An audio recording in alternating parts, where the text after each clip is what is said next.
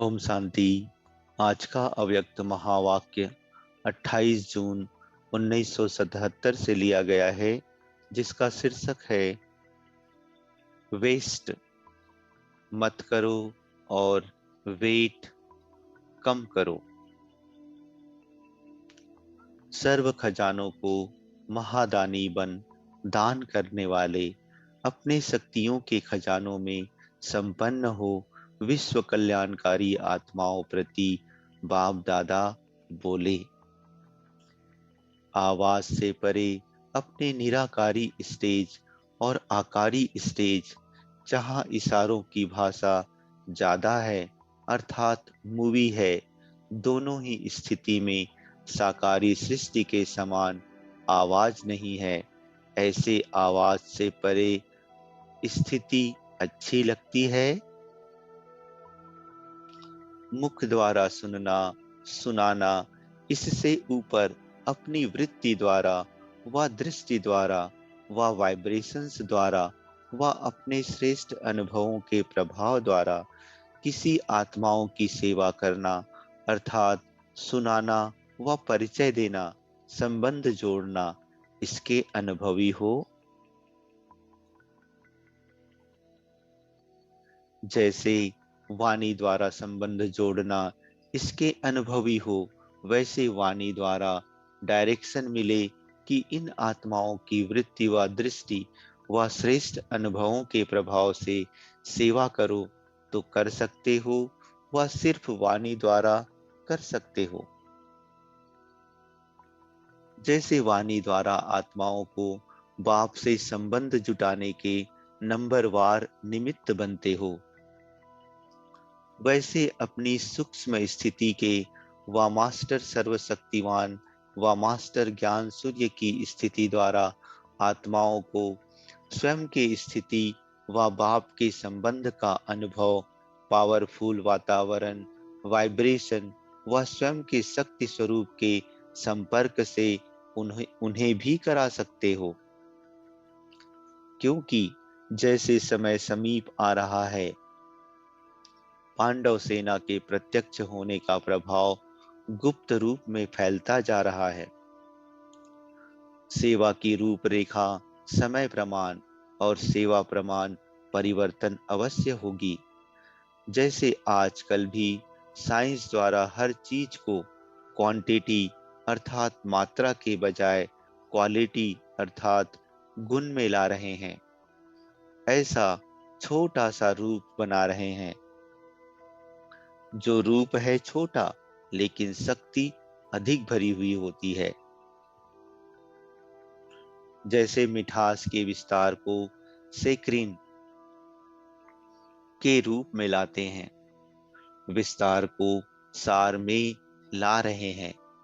इसी प्रकार पांडव सेना अर्थात साइलेंस की शक्ति वाली श्रेष्ठ आत्माएं भी, जो 1 घंटे के भाषण द्वारा किसी को परिचय दे सकते हो, वह 1 सेकंड की पावरफुल दृष्टि द्वारा, पावरफुल स्टेज द्वारा, कल्याण की भावना द्वारा, आत्मिक भाव द्वारा स्मृति दिला सकते हो व अपरोक्ष साक्षात्कार करा सकते हो। अभी ऐसी प्रैक्टिस की आवश्यकता है। इसके लिए 2 बातों की आवश्यकता है, जिससे ऐसी श्रेष्ठ सेवा के निमित्त बन सकते हो। वह कौन सी 2 बातों की तरफ विशेष अटेंशन दिलाते हैं, वह जानते हो कौन सी होगी?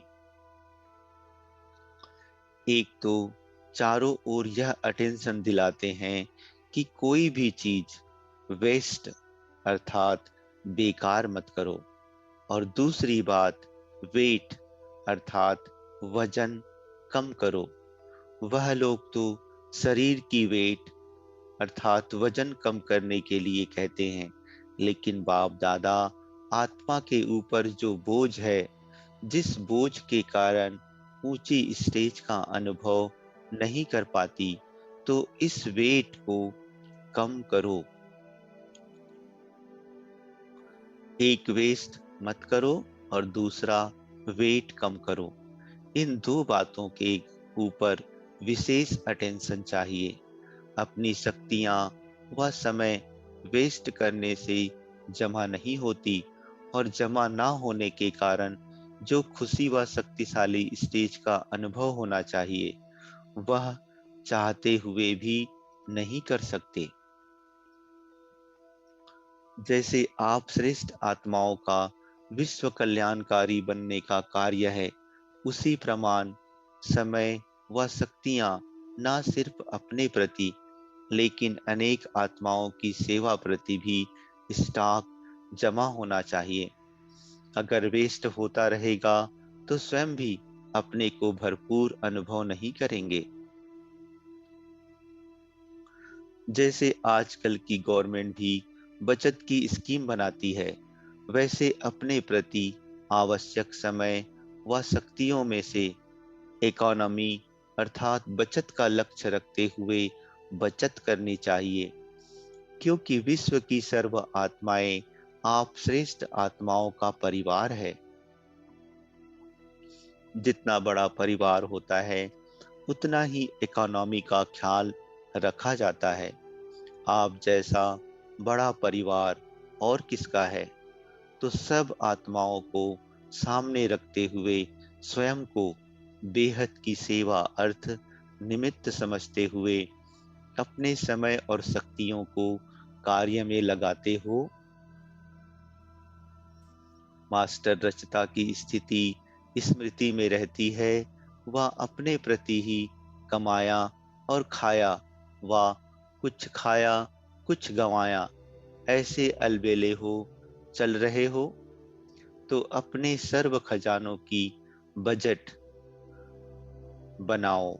इतनी बड़ी जिम्मेवारी का कार्य उठाने वाली आत्माएं अगर जमा ना होगा तो कार्य कैसे सफल कर सकेंगी?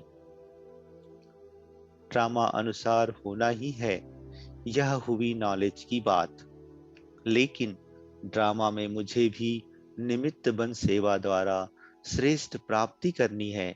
यह लक्ष्य रखते हुए हर खजाने की बजट बनाओ। बजट में लक्ष्य क्या रखना है? स्लोगन याद है? कम खर्च बाला नसीन।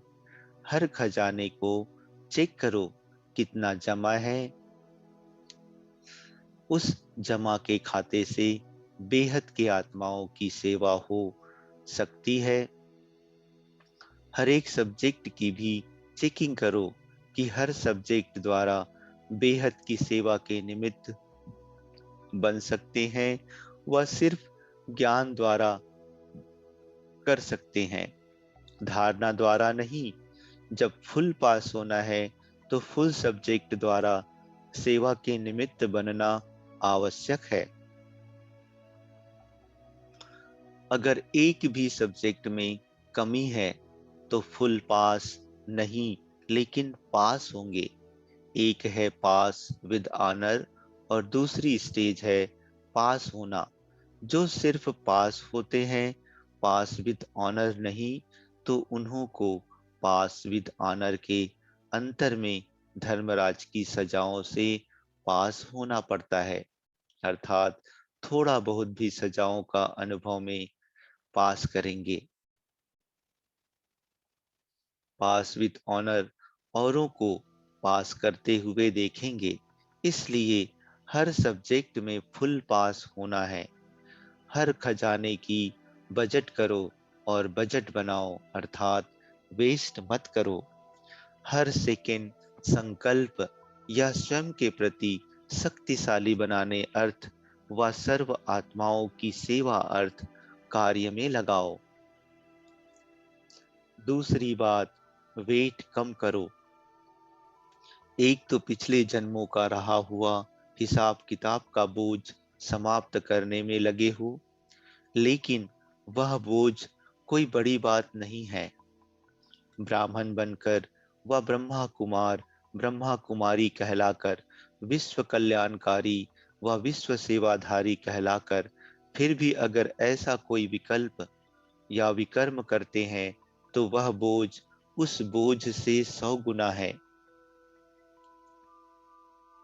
ऐसे कितने प्रकार के बोझ अपने संस्कारों के वश, स्वभाव के वश, ज्ञान बुद्धि के अभिमान वश, नाम और शान के स्वार्थवश, स्वयं के सैल्वेशन प्राप्त करने के वश, व अलबेलेपन व आलस्य के वश अब तक कितने बोझ उठाए हैं। सदैव यह ध्यान पर रखना है कि ज्ञानी तू आत्मा कहलाते, अर्थात सर्विसेबल कहलाते, ऐसा कोई कर्म व वातावरण फैलाने के वाइब्रेशन उत्पन्न होने के निमित्त ना बने जिससे सर्विस के बजाय डिससर्विस हो। क्योंकि सर्विस भी हो, लेकिन एक बार की डिससर्विस 10 बार की सर्विस को समाप्त कर देती है। जैसे रबड़ मिट जाता है, वैसे एक बार की डिससर्विस 10 बार के सर्विस के खाते को खत्म कर देती है।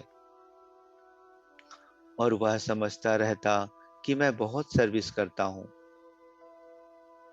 लेकिन खाता खाली होने के कारण निशानी दिखाई भी देती हैं, लेकिन अभिमान के वश बाहर से मियां मिट्ठू बन जाते हैं।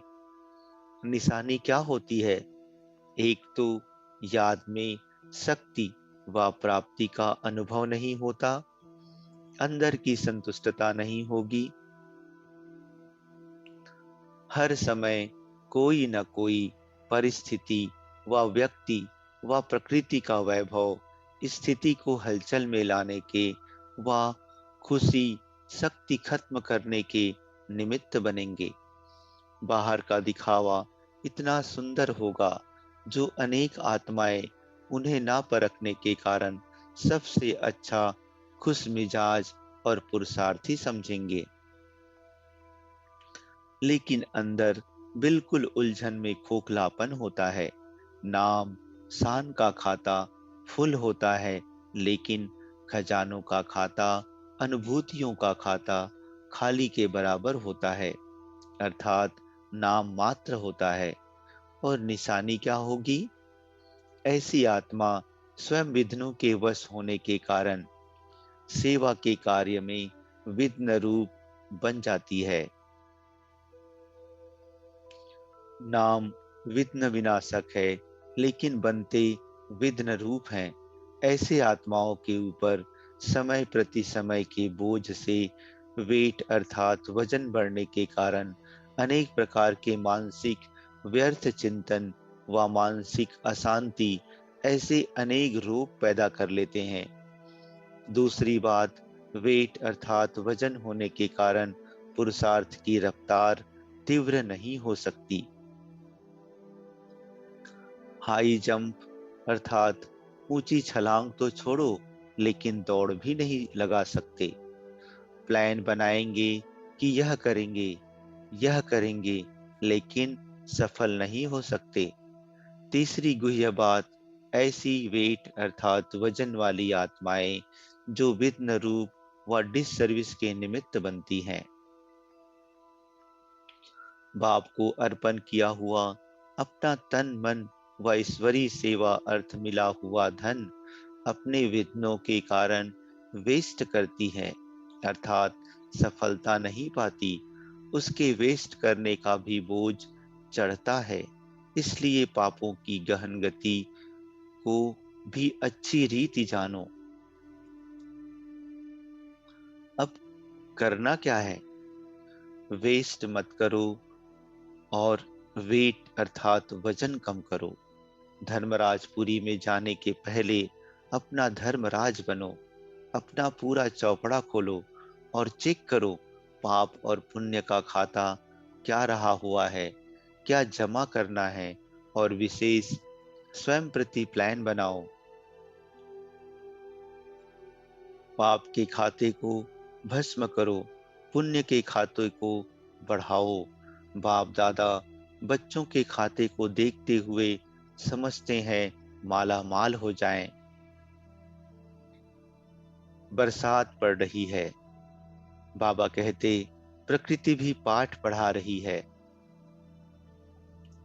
जैसे प्रकृति अपने मौसम व समय प्रमाण अपने तीव्र गति से कार्य कर रही है, ऐसे ब्राह्मणों की कमाई जमा करने की मौसम है।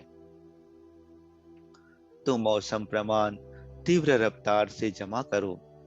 अच्छा, सदा फरिश्ते वेटलेस अर्थात लाइट रूप हर सेकंड और संकल्प में भी पिछला बोझ भस्म करते, भविष्य जमा करने वाले, सदा विश्व सेवाधारी स्वरूप में स्थित रह आत्माओं को सर्व खजाने महादानी बन दान करने वाले, अपने शक्तियों के खजानों में संपन्न हो शक्तियों द्वारा वरदानी बनने वाले, रहम दिल आत्माएं, सदा विश्व कल्याणकारी आत्माओं को बाप दादा का याद प्यार और नमस्ते।